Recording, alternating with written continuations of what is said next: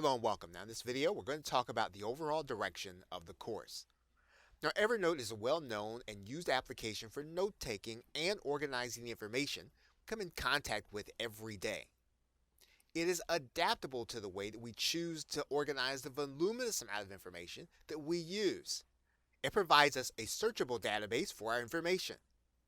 While the course will reintroduce some of those technical features, its focus is on tracking your activity on different popular sites, applications, and web apps, and then using the power of Evernote's adaptable and searchable system for archiving this information. Therefore, some of the time will be attended to doing the basics of documenting the process, but most of the time will be spent on automation.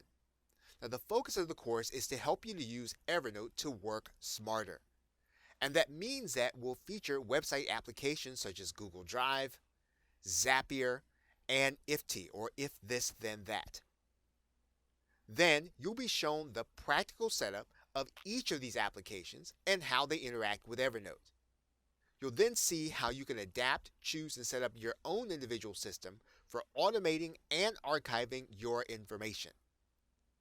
So with that, thanks, and I will see you in another video.